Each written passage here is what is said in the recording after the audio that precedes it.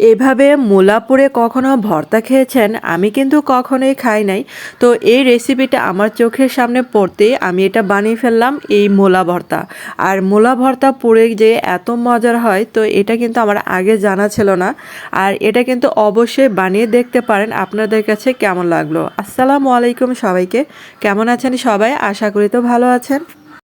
আর এই মূলাটা কিন্তু আমি ধুয়ে পরিষ্কার করে নিয়েছি। তারপর এখন একটু তেল মাখিয়ে নিয়ে তারপর এটা পোড়লাম। আর এটা করাতে খোসাটাও উঠে যাবে সহজে।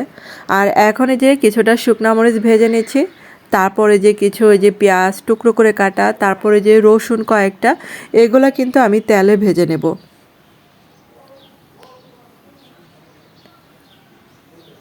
আর এখন কিন্তু একটু তেল দিয়ে দিলাম। তেলের মধ্যে ভেজে নিলে এটা খেতে আরও বেশি মজার হয়। আর আমার চ্যানেলে যারা নতুন আজকে আমার ভিডিও দেখছেন কিন্তু আমার চ্যানেলটাকে সাবস্ক্রাইব করেনি, তাদের কাছে প্লিজ অনুরোধ রইল চ্যানেলটাকে সাবস্ক্রাইব করে আমার পাশে থাকবেন। এবং আমার রান্নার ভিডিও যদি আপনাদের একটু হলেও ভালো লেগে থাকে, তাহলে সাথে যেটা বেল বাটন আছে সেটা অন করে রেখে দেবেন। তাহলে আমার রান্নার ভিডিও যখনই আমি আপলোড দেব তখনই নোটিফিকেশন চলে যাবে আপনাদের কাছে। আর এখন একটা টমেটো এরকম করে টুকরো করে কেটে নিয়েছি। তারপর তেলের মধ্যে ভেজে নেব এগুলো। আর মূলার সিজনে অবশ্যই কিন্তু এই রেসিপিটা ট্রাই করে দেখতে পারেন। তারপরে যে টমেটোগুলো যখন ভাজা হয়ে গেছে, তো এখন চুলা থেকে নামিয়ে ফেলছি। আর এই যে মূলাটা এরকম করে পুড়ে নিয়েছিলাম, তারপরে যে একটা চাকুর সাহায্যে আমি এরকম করে চেঁচে নেব, খোসাটা ছাড়িয়ে নেব। আর এরকম করলে দেখেন খোসাটা সুন্দরভাবে এটা থেকে পরিষ্কার হয়ে যাবে। আর মূলাটা পোড়াতে কি হয়েছে, এটা নরম হয়েছে আর সুন্দর মতো খোসাটা উঠে পড়ছে এটা। আর এটা কিন্তু তেমন কষ্টের কিছু না, অল্পতে করলেই উঠে যাবে খোসাটা। আর একটা মূলা দিয়ে কিন্তু অনেকটুকু ভর্তা হয়। তো মূলাটা যখন পরিষ্কার করে আমি ধুয়ে নিয়েছিলাম, এখন এই যে সাইডটুক কেটে নিচ্ছি। তারপর একটা গ্রেটারের সাহায্যে গ্রেট করে নিব এটা। এটা যেহেতু তেমন নরম হয় না, তার জন্য এরকম করে নিলে এটা মিহি হয়।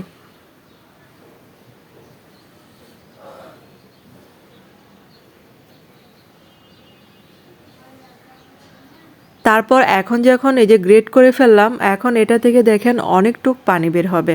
তো পানিটা এরকম করে চিপে বের করে ফেলতে হবে।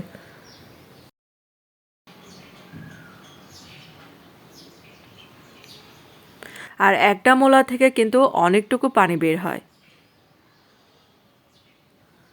তো পানিগুলা বের করে আমি পানিটুক ফেলে দেব। তারপর একটা এই যে আমি বাটনার মধ্যে আর কি মরিচগুলো আর এই যে লবণ নিয়ে ভালো করে ডলে নিচ্ছি।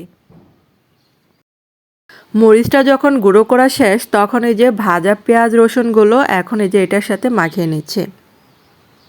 আর রসুনগুলা কিন্তু একদম হাত দিয়ে মিহি করে নিতে হবে, কারণ এটা আবার কামড়ে পড়লে ভালো লাগবে না। আর এখন এই যে ভাজা টমেটোটা দিয়ে দিলাম।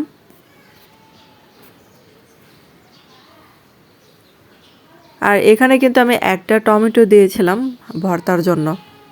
তারপর দিলাম এই যে মূলাটা দিয়ে দিলাম এখানে। আর এখন দিচ্ছি কাঁচা পেঁয়াজ।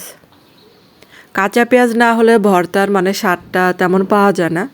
আর এখন দিলাম এই যে ধনেপাতা কুচি।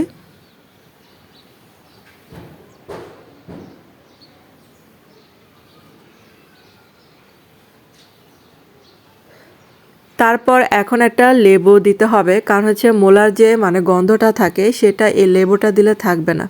আর এর জন্য কিন্তু আপনি ধনেপাতা দিবেন, একটা লেবু দিবেন। আর এখন একটু সরিষার তেল দিলাম। আর এই মূলা পুড়ে যে এত মজার একটা ভর্তা হয়, তো অবশ্যই কিন্তু ট্রাই করে দেখতে পারেন এবং কেমন হলো আমার কমেন্টে জানাবেন এই ভর্তা রেসিপিটা।